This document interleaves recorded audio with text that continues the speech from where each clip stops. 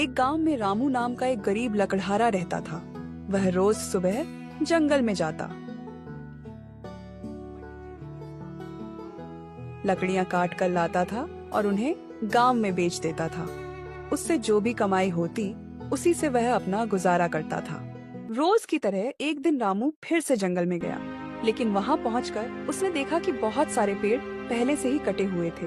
अरे, आज कोई मुझसे पहले आ गया और यहाँ की सारी लकड़ियां काट के ले गया। चलो, कोई बात नहीं, मैं थोड़ा और अंदर जाता हूँ और कोई और पेड़ तलाशता हूँ। फिर रामू जंगल के अंदर की तरफ जाता है तो वह देखता है कि वहाँ बहुत सारे पेड़ लगे हुए हैं। अरे वाह, यहाँ तो कितने सारे पेड़ हैं। अगर मैं अगले 6 महीने तक भी यहाँ से लकड़ियां काटूं तो मुझे पेड़ कभी कम नहीं पड़ेंगे। लेकिन रामू ने जैसे ही कुल्हाड़ी उठाई तो उसने देखा कि पेड़ पर एक बंदरिया और उसका बच्चा बैठा हुआ है। हे भगवान, मैं ये क्या करने जा रहा था। अच्छा हुआ मैंने सही समय पर देख लिया, वरना आज मुझसे यह पाप हो जाता। अगर मैंने इस पेड़ को काट दिया तो वह बंदरिया और उसके बच्चे का घर टूट जाएगा। नहीं, मैं इस पेड़ को नहीं काटूंगा। शायद इस पेड़ पर बहुत सारे फल लगते हैं, इसलिए ये बंदरिया और उसका बच्चा यहीं पर रहते हैं। चलो, मैं आगे चलता हूँ और कोई और पेड़ देख लेता हूँ। रामू फिर जंगल में अंदर की तरफ चला जाता है और वहाँ से लकड़ियाँ काटकर गांव लेकर आ जाता है। रामू हर रोज जंगल में लकड़ियाँ काटने जाता था और कभी कभी तो वह बंदरिया और उसके बच्चे के लिए कुछ खाना भी लेकर जाया करता था। लेकिन एक दिन रामू लकड़ियाँ काटने के लिए जंगल में जाता है तो उसने देखा कि वहाँ के राजा का मंत्री 2 आदमियों के साथ आया हुआ है और उसी पेड़ को काट रहा था। तभी रामू उस मंत्री से कहता है, मंत्री जी, आप यह पेड़ क्यों काट रहे हैं? राजा का आदेश है कि गर्मियां आने से पहले महल में लकड़ियां जमा हो जानी चाहिए, इसलिए मैं इस पेड़ को काटकर इसकी लकड़ी महल में जमा करने जा रहा हूँ। हाँ मंत्री जी, यह तो सही बात है, लेकिन आप इस पेड़ को मत काटिए। आप किसी और पेड़ की लकड़ियां ले जाइए। इस पेड़ के ऊपर एक बंदरिया और उसका बच्चा रहता है, ये उनका घर है। अगर आप इस पेड़ को काट दोगे तो वह बेचारे कहाँ जाएंगे? अरे तो क्या हुआ, यहाँ कितने सारे पेड़ हैं, वह किसी भी पेड़ पर चली जाएगी। अरे मंत्री जी, लेकिन आप यह पेड़ मत काटिए। देखो, मुझे गुस्सा मत दिलाओ। मैं क्या पूरे जंगल के पेड़ों की जांच करता फिरूं, कौन से पेड़ पर कौन सा पक्षी रहता है और कौन से पेड़ पर कौन सा जानवर रहता है। एक पेड़ कटेगा तो दूसरे पेड़ पर अपने आप चले जाएंगे। मैं क्या जंगल के सारे पेड़ों की छानबीन करता फिरूं? चले जाओ यहाँ से, वरना सिपाहियों को आदेश देकर तुम्हें जेल में डलवा दिया जाएगा। रामू हालात के आगे मजबूर था। वह मंत्री का कुछ नहीं कर सकता था, इसलिए वह चुपचाप जंगल में आगे की तरफ निकल जाता है। फिर जब रामू दोपहर को लकड़ियां काट के जंगल से वापस आ रहा था तब उसने देखा कि मंत्री ने वह पूरा पेड़ कटवा दिया था। तभी रामू की नजर पेड़ के नीचे दबी हुई बंदरिया और उसके बच्चे पर पड़ी। वह बंदरिया उस पेड़ के नीचे थी और उसकी मौत हो चुकी थी, लेकिन किस्मत से उसका बच्चा जीवित था। हे भगवान, यह क्या हो गया? अब इस बच्चे का क्या होगा? मैंने उस मंत्री को बहुत समझाया कि इस पेड़ को ना काटे, लेकिन उसने मेरी एक ना सुनी और उसकी जिद की वजह से आज ये बंदर बेचारा अपनी माँ से जुदा हो गया। मैं इस बंदर को इस जंगल में अकेला नहीं छोड़ सकता। मैं इसे अपने साथ अपने घर ले जाऊंगा। वैसे भी मैं अपनी जिंदगी में बहुत अकेला हूँ। मैं इसे अपने छोटे भाई की तरह रखूंगा। फिर रामू उस बंदर को अपने घर ले आता है और तब से रामू उस बंदर को छोटे भाई की तरह अपने साथ रखने लगा। एक दिन रामू फिर से उसे जंगल में लकड़ियां काटने जा रहा था, तभी उसे वहाँ मंत्री दिखाई देता है।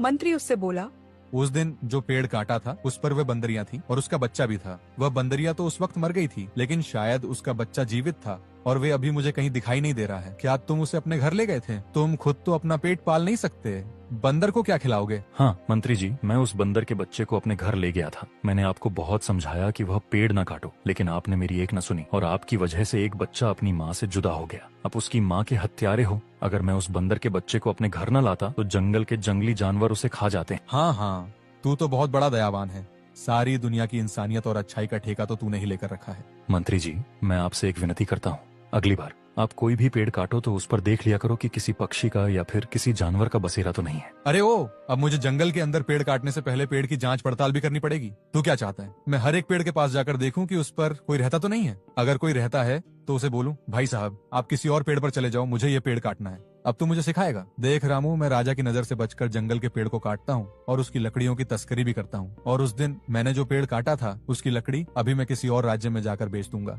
लेकिन राजा को इसके बारे में पता नहीं है और राजा मुझ पर शक भी नहीं करेंगे। लेकिन अगर तूने मुझे और ज्यादा परेशान किया तो देख लेना, मैं वह सारा इल्जाम तुझ पर डाल दूंगा कि रामू जंगल से लकड़ियों की तस्करी भी करता है, और फिर तू पूरी जिंदगी जेल की काल कोठड़ी में सटता रहेगा। तेरा भला इसी में है कि तू यह गाँव छोड़कर चला जा और दोबारा इस गाँव में दिखाई मत देना। फिर रामू वहाँ से अपने घर चला जाता है और उसे बंदर से कहता है, चलो दोस्त, इस राज्य से मेरा दाना पानी उठ गया है। यहाँ का मंत्री बहुत ही ज्यादा दुष्ट है। वह जंगल में लकड़ियों की तस्करी करता है, और अगर मैंने यह गांव नहीं छोड़ा तो वह तस्करी का सारा इल्जाम मुझ पर डाल देगा। मेरी बात पर कोई विश्वास भी नहीं करेगा और मैं पूरी जिंदगी काल कोठरी में सड़ता रहूंगा। और फिर तुम्हारा क्या होगा? इससे अच्छा तो ये है कि हम ये गाँव ही छोड़कर चले जाएं। फिर रामू बंदर के साथ गांव से दूर जाने के लिए निकल पड़ता है। फिर रामू दूसरे राज्य में काम ढूंढने के लिए डर डर की ठोकरें खा रहा था। ना तो उसको कहीं पर काम मिल रहा था, न सर छुपाने के लिए छत। उसे और उसके बंदर को खाने पीने की भी बहुत दिक्कत होने लगी थी। मुश्किल से उनको एक वक्त का खाना मिल पाता था। एक दिन रामू उस बंदर के साथ जंगल में एक पेड़ के नीचे बैठा हुआ होता है। तभी वहाँ एक पंडित जी आते हैं। पुत्र, तुम इस बंदर को लेकर इस जंगल में इस तरह से क्यों बैठे हो? बाबा, इस बंदर ने अपनी माँ को खो दिया है। अब इसका मेरे सिवा इस दुनिया में कोई भी नहीं है, इसलिए मैं इसे अपने साथ अपने घर ले आया था। लेकिन उस राज्य के दुष्ट मंत्री के लालच के चलते मुझे वह गांव छोड़ना पड़ा। अब मैं काम की तलाश में गांव में दरबदर की ठोकरें खाता फिर रहा हूँ। बेटा, तुम्हारा दिल वाकई में बहुत बड़ा है। तुम बहुत बड़े दिल वाले हो। तुमसे किसी का भी दुख कभी देखा नहीं जाएगा। तुमने इस अनाथ बंदर को अपनाकर बहुत बड़ा कार्य किया है। तुम्हें अगर कोई आपत्ति न हो तो तुम मेरे साथ मेरे आश्रम में मेरे शिष्यों के साथ रह सकते हो। मेरे आश्रम में कई सारे शिष्य रहते हैं और आए दिन वहाँ कोई न कोई साधु भी आते रहते हैं। उनके खाने पीने की और उनके रहने करने की जिम्मेदारी अगर तुम उठा लेते हो तो मेरा काम बहुत आसान हो जाएगा। ये तो मेरे लिए बड़े ही सौभाग्य की बात है कि मैं आश्रम में आपके साथ रहूंगा। लेकिन पंडित जी, मेरा ये बंदर भी मेरे साथ ही आएगा। मैं इसे कहीं पर भी अकेला नहीं छोड़ सकता। हाँ हाँ, मुझे कोई आपत्ति नहीं है। तुम इसे अपने साथ रख सकते। रामू पंडित जी के साथ उनके आश्रम में चला जाता है। रामू आश्रम की साफ सफाई, खाने पीने का सामान और पूजा का सामान लाना, ये सारे काम रामू करने लगा। रामू का बंदर हमेशा ही उसके साथ रहता था। पंडित जी रामू को मेहनत और लगन से काम करता देख बहुत खुश थे। पंडित जी हमेशा शिष्यों के आगे रामू की तारीफ किया करते थे। लेकिन पंडित जी का एक और शिष्य था, राघव। वह रामू से बहुत जलता था। लगता था रामू को आए हुए कुछ ही दिन हुए हैं और मैं इतने सालों से काम कर रहा हूँ। पंडित जी ने कभी मेरी तारीफ नहीं की और वह रामू की इतनी तारीफ क्यों करते हैं। एक दिन रामू राघव के लिए ताजा ताजा फल लेकर आता है। यह लीजिए राघव भैया, मैं आपके लिए ताजा ताजा फल लाया हूँ। मैं कुछ दिनों से देख रहा हूँ रामू, तुम बहुत आलसी होते जा रहे हो। तुम्हें ज्यादा खाना ना पकाना पड़े, इसलिए यह फल लेकर तुम आते हो। ऐसा नहीं है राघव भैया, आज पंडित जी ने सबको फलहार करने को कहा है, इसलिए मैं यह फल आपके लिए लेकर आया था। रामू और राघव बातचीत कर रहे थे। तभी इतने में रामू का बंदर आता है और राघव के फल खाने ही वाला होता है। यह सब देखकर राघव बहुत गुस्सा हो जाता है। अरे संभालो अपने इस पागल बंदर को। पूरे आश्रम को इसने तो जैसे अपने सर पर उठा रखा है। ये बंदर मेरे हिस्से के फल खा जाएगा क्या? अभी के अभी जाकर इस बंदर को जंगल में छोड़कर आओ, नहीं तो मैं पंडित जी से शिकायत कर दूंगा। राघव भैया, मुझे माफ कर दीजिए, और अगर मेरा बंदर आपके फल खा भी जाता तो मैं आपके लिए नया फल ले आता, पर इस बंदर को मुझसे जुदा मत कीजिए। राघव को रामू पर बहुत गुस्सा आ रहा था। राघव ने जाकर पंडित जी से रामू की शिकायत भी की, लेकिन पंडित जी ने रामू की तरफदारी करते हुए राघव को खूब खरी खोटी सुनाई। यह सब सुनकर राघव आग बबूला हो जाता है। आज इस रामू और इसके बंदर की वजह से पंडित जी ने मुझे कितना सुनाया। मुझे जल्द से जल्द रामू और उसके बंदर का कुछ करना पड़ेगा, लेकिन मुझे कुछ इस तरह काम करना पड़ेगा कि सांप भी मर जाए और लाठी भी न टूटे। कुछ दिन के बाद उसे राज्य के राजा ने पंडित जी को अपने महल में पधारने का न्योता दिया। पंडित जी अपने कुछ शिष्यों और रामू के साथ राजा के महल में चले जाते हैं। राजा ने उन सब की अच्छे से खातिरदारी की और एक दिन रहने के बाद पंडित जी और उनके शिष्य वापस लौट जाते हैं। 2 दिन के बाद राजा अपने मंत्री के साथ पंडित जी के आश्रम पर आते हैं। अरे राजा साहब, आप यहाँ पर कैसे? पंडित जी माफ कीजिए, आज मैं किसी और काम की वजह से यहाँ पर आया हूँ। हाँ, कोई बात नहीं। राजा साहब बताइए, क्या काम है आपका जो आपको यहाँ आना पड़ा? मुझे कुछ समझ में नहीं आ रहा कि मैं आपको कैसे बताऊं। 2 दिनों से महारानी का हार खो गया है और हमने पूरे महल में जांच पड़ताल कर ली, लेकिन वह मुझे कहीं भी नहीं मिल रहा है। अरे राजा साहब, बातों को गोल गोल घूमना बंद कीजिए और साफ साफ बताइए, क्या हमारे जाने के बाद से वह हार गुम हुआ है? हाँ पंडित जी, बात तो कुछ ऐसी ही है। मतलब आप यह कहना चाहते हैं कि रानी का हार हम में से किसी ने चुराया है?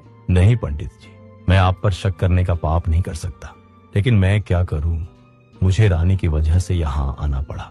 देखिए राजा साहब, आपके यहाँ आने से मुझे कोई दिक्कत नहीं है।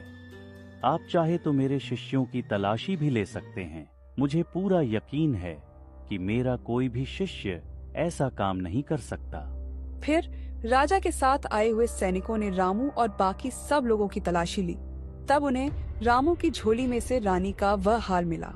रामू निर्दोष था।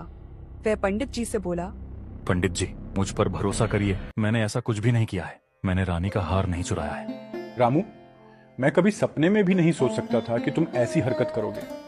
तुमने तो पंडित जी का सर शर्म से झुका दिया है। नहीं राघव भैया, मैंने चोरी नहीं की है, मुझे कोई फंसा रहा है। पंडित जी, रामू रंगे हाथ पकड़ा गया है। अब मुझे इसे इस महल ले जाना होगा और इसे सजा भी होगी। तभी उन्हें पीछे से एक आवाज आती है, राजा साहब, मेरे भाई रामू ने कोई चोरी नहीं की है, वह निर्दोष है। ये चोरी किसी और ने की है और मेरे भाई को कोई फंसा रहा है। अरे तुम तो एक बंदर हो और तुम बोल कैसे सकते हो? हाँ, मैं एक बोलने वाला बंदर हूँ। मैं जब छोटा था तब से रामू भैया मुझसे बहुत सारी बातें करते थे और वह इतनी बातें करते थे, उनकी बातें सुन सुनकर मैं बोलना सीख लिया था। और मैं यह बात पक्के तौर पर बता सकता हूँ, रामू भैया ने चोरी नहीं की है। पक्के तौर पर? तो फिर पक्के तौर पर तुम्हें यह भी पता होगा कि यह चोरी किसने की है। चोरी मेरे भाई ने नहीं की है, चोरी इस राघव ने की है। उसने महल से हार चुराकर मेरे भाई की झोली में डाल दिया था। क्या राघव, यह बंदर सच बोल रहा है? क्या यह सच है? नहीं नहीं पंडित जी, मैंने कोई चोरी नहीं की है। ये बंदर झूठ बोल रहा है। तुम्हारी यह दबी हुई आवाज से सब पता चल रहा है कि तुमने ही चोरी की है। मैं कभी सपने में भी नहीं सोच सकता था कि मेरा शिष्य चोरी जैसा पाप करेगा। अब सच सच बताओ, तुमने ऐसा क्यों किया है? राघव ने फिर अपनी ईर्ष्या के बारे में पंडित जी को सब सच सच बता दिया। यह सब जो भी किया वह रामू से जलन के मारे किया था। राघव को महल से चोरी करने के इल्जाम में पकड़ लिया जाता है। रामू, तुम्हारा ये बंदर तो हमारे लिए बहुत महत्वपूर्ण है। यह हमारे और हमारे राज्य के लिए बहुत काम आ सकता है। मैं चाहता हूँ कि तुम अपने बंदर के साथ हमारे जासूस बन जाओ और हमारे दुश्मनों पर नजर रखो, उनके बारे में हमें सारी जानकारी दो। और वैसे भी इस बंदर पे किसी को शक भी नहीं होगा और तुम आसानी से अपना काम कर पाओगे। राजा की यह बात रामू को बिल्कुल ठीक लगी। पंडित जी ने भी इस काम के लिए हाँ भर दी और अब रामू इस राज्य का वह पहला जासूस था जिसका साथी एक बंदर भी था और वह बोल भी सकता था।